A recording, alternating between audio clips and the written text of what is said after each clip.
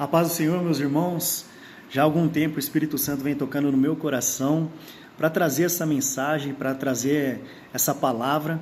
E eu creio que se Ele ministra no coração de cada um, é porque Ele já tem o terreno preparado para que essa semente venha germinar, crescer e dar frutos. O texto base está em João, capítulo de número 14, versículo 6, que Jesus ele vai dizer: eu sou o caminho, a verdade e a vida. Ninguém vem ao Pai senão por mim. Então marque bem isso para que você possa entender essa mensagem a qual o Senhor colocou no meu coração. Jesus é a verdade. Jesus é a verdade. E para entrar nessa mensagem, eu gostaria de frisar para os irmãos que a guerra entre cristãos e muçulmanos ela acontece desde o século 7 após a morte de Maomé. Maomé ele nasceu em Meca em 570. Aos 40 anos, durante um retiro espiritual numa caverna de Hira, Maomé ele afirma ter recebido a visita do anjo Gabriel e, segundo a tradição, ele foi designado a ser o último profeta de Alá. Isso tratando a respeito da vida de Maomé. Mas por que eu estou falando de Maomé? Comecei falando de Jesus, agora eu vou falar de Abraão e nós vamos entender esse contexto. Lembra no começo? Jesus é a verdade. Então a árvore genealógica de Maomé, ela remonta, segundo a tradição islâmica, ao profeta, que Abraão e seu filho Ismael estão nessa árvore genealógica de Maomé, tá? Então nós sabemos que esses povos, eles andam em guerra há muito tempo mesmo. Então, por que aconteceu isso? Porque até os dias de hoje, depois de muitos e muitos anos, essa briga, essa guerra ainda acontece. Nós vamos ver em Gênesis 16, número 16, capítulo de número 16, versículo 1, que diz assim: ora, Sarai, ainda não era Sara, Sarai, mulher de Abrão, não era Abraão ainda, Abrão, não lhe dava filhos, mas tinha uma serva egípcia chamada Agar. Grave isso também, uma serva egípcia chamada Agar. Então Sarai disse a Abraão: eis que o Senhor me impediu de dar à luz a filhos. Tome, pois, a minha serva, talvez assim eu possa ter filhos por meio dela. E Abraão concordou com o plano de Sarai. Então Sarai, mulher de Abraão, tomou Agar, sua serva egípcia, e a deu por mulher a Abrão, o seu marido, depois que ele estava morando durante 10 anos na terra de Canaã. Jesus é a verdade. Falei de Maomé, agora Sarai e Abrão. Só que antes, isso eu li no capítulo de número 16. Um pouco antes, e eu fiz isso de propósito para que você possa entender a mensagem, um pouco antes Deus faz uma promessa para Abraão. Em Gênesis capítulo de número 12, Deus chama Abraão, na casa ainda Abrão, e lhe faz uma promessa que perdura até os dias de hoje. O Senhor disse a Abrão: saia da sua terra, da sua parentela e da casa do seu pai, e vai para a terra que eu lhe mostrarei. Farei de você uma grande nação e abençoarei e engrandecerei o seu nome. Seja uma bênção. Abençoarei aqueles que abençoarem, amaldiçoarei aquele que o amaldiçoar. Em você serão benditas todas as famílias da terra. Então essa promessa foi antes de Sarai, pela lei, ter dado a sua serva Agar, a egípcia, para se deitar com seu marido. Então ela estava amparada pela lei. Perante a lei, naquela época, a sua serva ela podia ter autorização, isso sim, se entrasse em comum acordo com o marido, para se deitar, para dar filhos. Então eles estavam ali amparados pela lei, só que Deus tinha feito uma promessa antes. Deus ele prometeu que seria pai de uma grande nação. Abraão, você vai ser pai de uma grande nação. Ou seja, ele não esperou a promessa de Deus. Ele não esperou o tempo de Deus. Eu não sei qual é o tempo que você está vivendo agora. Talvez você está afligido aí por uma intempérie, por um momento difícil na sua vida, mas se Deus te fez uma promessa, é bom que você aguarde. Gênesis capítulo de número 12, versículo 10, ele ele vai dizer, nós lemos do versículo 1 ao 3, agora no versículo 10, surge um problema na família. E quantos de nós não passamos por problema? Quantos de nós não enfrentamos momentos difíceis? É ou não é verdade? E agora a família de Abrão vai passar por um problema difícil. Segue agora aí um problema que aflige a família de Abraão, e na maioria das vezes, quando surge um problema, o que nós fazemos? Nós nos esquecemos da promessa. Essa é a verdade. Nós nos esquecemos daquilo que Deus prometeu. E se Deus prometeu, Ele é fiel para cumprir. Gênesis capítulo de número 12, versículo 10, vai dizer assim, havia uma fome naquela terra. Então esse é o problema. Assim Abrão foi para o Egito, para ali ficar, porque era grande a fome na terra. Quando se aproximava do Egito, quase ao entrar, disse a Sarai, sua mulher, olha só o que eles tramaram aqui. Ora, bem sei que você é mulher muito bonita. Ele falando para sua mulher. Os egípcios, quando virem você, vão dizer, essa é a mulher dele. Então eles vão me matar, deixando você com vida. Diga, pois que você é minha irmã, para que me tratem bem por sua causa, e por amor a você, me conservem a vida. E aqui começa o problema. Mentira. A mentira é um grande problema. A mentira é o que nos faz afastar de Deus, porque se torna pecado, e o pecado nos afasta de Deus. Eles mentiram. E a primeira coisa, quando as pessoas são afligidas por momentos difíceis, elas tendem a deixar a presença de Deus, tendem a deixar os trabalhos na igreja, tendem a deixar de ouvir a palavra de Deus, e nós sabemos que a verdadeira alegria, a verdadeira paz, a verdadeira esperança só pode vir dele. Até a sabedoria vem dele. A alegria do Senhor é a nossa força, e isso nos traz a esperança.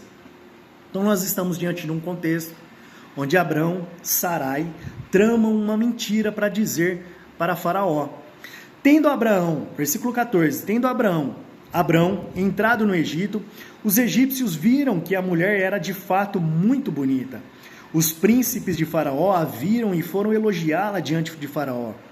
E a mulher foi levada para a casa de Faraó. Este, por causa dela, olha só o que aconteceu, a consequência da mentira. Por causa dela, tratou bem Abrão, a qual veio a ter ovelhas, presentes que o Egito dão, olha só. Ovelhas, bois, jumentos e escravos e escravas. No texto anterior, no capítulo 16, que eu li, que é um pouco mais para frente deste acontecimento, nós vamos ver que Agar era uma serva egípcia, presente de Faraó, presente da consequência da mentira. Porém, o Senhor puniu a Faraó e a sua casa com grandes pragas por causa de Sarai, mulher de Abraão. Faraó chamou Abraão e lhe disse, o que é isso que você fez comigo? Por que não me disse que ela era sua mulher? E por que me disse que ela era sua irmã? Foi por isso que a tomei por minha mulher. Agora, pois, aqui está sua mulher. Tome-a, vá embora daqui. E Faraó deu ordens aos seus servos a respeito de Abraão, e eles o acompanharam, e ele, a sua mulher e a tudo que possuía. Ou seja, mandaram eles embora com aqueles presentes, consequentemente, Agar veio junto. Descendência de Agar, egípcia. Agora eu vou trazer um contexto aqui, que ainda trata da mesma família, porém agora no capítulo de número 14, e ainda a consequência da mentira. Então o rei de Sodoma disse a Abrão, dê-me as pessoas e fique com os bens para você. Mas Abraão lhe respondeu, juro pelo Senhor, o Deus Altíssimo, que criou os céus e a terra, que nada tomarei de tudo que é seu, nem um fio, nem uma correia de sandália, para que você não me diga, fui eu quem enriqueci Abraão. Ou seja, por que Abraão não falou a mesma coisa para Faraó? Por que ele não teve constância no comportamento correto? Por que ele não agiu na verdade? Então as consequências vêm. Então, qual foi o principal erro de Abraão? Não foi o momento a qual ele se deita com Agar ou aceita a proposta de Sarai, sua mulher, para deitar-se com a serva. O problema foi a mentira. Consequências que duram até os dias de hoje. Até os dias de hoje, povos, pessoas, famílias sofrem por causa desta mentira. Guerras acontecem por causa dessa mentira, por não aguardar a promessa de Deus. Em Gênesis 27, nós vamos ver Jacó, o neto de Abraão. Jacó mentindo para o seu pai Isaque, filho de Abraão, para ganhar a herança que por direito era de Esaú, o seu irmão. Então, quais são as consequências? Jacó e Esaú, irmãos, a primogenitura vem para o primeiro filho, a herança é para o primeiro filho, que seria Esaú. Mas Jacó, ele vai tramar uma mentira. Consequência dessa mentira, ele vai enganar o seu pai, que estava com problema nas vistas, estava no escuro e foi enganado. E ele, ao oferecer aquele prato de lentilha, ele fala que foi ele, que foi Esaú que preparou, mas na verdade a bênção ali foi sobre a vida de Jacó. Então, a consequência da mentira: fuga e exílio por 20 anos, porque seu irmão, depois disso, queria matá-lo. Separação da mãe que te amava tanto, que a protegia tanto. E a lei do retorno, ou seja, aquilo que eu planto, eu vou colher. A lei do retorno. O enganador foi enganado. O nome de Jacó, ele significa suplantador, ou aquele que é agarrado ao calcanhar. Então, enganador deu-se o apelido a Jacó devido ao fato dele enganar o pai. Então, a lei do retorno que ele recebeu veio através do seu tio Labão, que quando ali ofereceu trabalho, seu tio mudou o seu salário 10 vezes. Imagine você estar trabalhando e alguém vem e muda o seu salário, diminui o seu salário. É complicado, mas é consequência da mentira na vida de Jacó. Ele teve que trabalhar por 7 anos para pagar o dote ali, para se casar com Raquel. Na noite de núpcias, seu tio o engana mais uma vez. Ele faz com que Jacó se deite com Lia, a irmã de Raquel. Olha só. E tem que trabalhar mais 7 anos para se casar com Raquel. Olha a consequência da mentira. Fora o medo e angústia que ele passou, Jacó viveu décadas fugindo do seu irmão. Consequência da mentira. Gênesis 32, 22. Naquela mesma noite, Jacó se levantou. E aqui tem algo maravilhoso. Preste atenção nisso e eu vou concluir essa mensagem. E eu creio que Deus está falando com você. Como que eu quebro maldição hereditária sobre a minha família? O meu bisavô vivia bêbado. O meu avô vivia bêbado. O meu pai vivia bêbado. Em nome de Jesus, essa maldição hereditária será quebrada em você. Como que eu faço isso? Vou lhe dar a receita agora. Gênesis 32, 22. Naquela mesma noite, Jacó se levantou, tomou suas 2 mulheres, suas 2 servas e seus 11 filhos e transpôs o val de Jaboque. Reuniu todos e fez com que passassem o ribeiro. Também fez passar tudo o que lhe pertencia. Jacó ficou sozinho e um homem lutava com ele até o romper do dia. Esse homem é a representação, esse anjo é a representação do próprio Deus. Vendo este que não podia com Jacó, tocou-lhe na articulação da coxa, de modo que a junta de Jacó se deslocou na luta com o homem, com o anjo, com a presença de Deus. Não tem um louvor que fala que Jacó lutou com o anjo e prevaleceu? Olha só porque ele prevaleceu. No versículo 26 e 27 está a chave para quebrar maldição hereditária. Então o homem disse: deixe-me ir. O anjo dizendo para Jacó: deixe-me ir, pois já rompeu o dia. Jacó respondeu: não o deixarei ir, se você não me abençoar. Então o homem perguntou: como você se chama? Deus é tão estratégico, Ele é tão maravilhoso que com essa pergunta Ele trouxe Jacó para uma grande reflexão sobre a sua vida e tudo aquilo que ele vinha vivido até este momento. Como você se chama? Porque lembra lá no começo, quando ele enganou o próprio pai, mentindo o seu nome? Como você se chama? Se Deus perguntar para você, nesse momento, como está a sua vida? Como você tem vivido? Como você se chama? Ele respondeu, Jacó. Quando ele diz a verdade, essa maldição hereditária, na qual o avô dele tinha mentido e trouxe consequências, a quais nós vemos essas consequências até o dia de hoje, ele quebrou essa maldição sobre a tua vida. E o versículo 28 vai dizer, então disse, seu nome não será mais Jacó, e sim Israel. Sabe o que significa Israel? Aquele que luta com Deus. Ei, pare de lutar as suas guerras sozinho.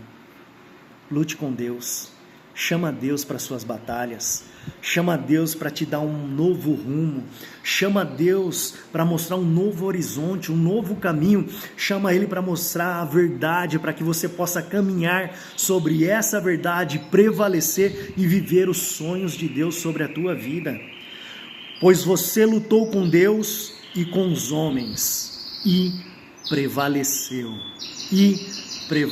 Que você também possa prevalecer na verdade, meu irmão, minha irmã. E caia por terra toda mentira, mesmo que seja numa brincadeira, não minta não. Isso traz sérias consequências para a sua vida. Quando você diz a verdade, você se une com aquele que é a verdade. Jesus disse, eu sou o caminho, a verdade e a vida. Ninguém vem ao Pai senão por mim. Quer encontrar a salvação? Quer que as bênçãos de Deus corra atrás de você e aonde você pisar a planta dos seus pés seja abençoado? Diga a verdade, ande na verdade e prevaleça para a glória de Deus.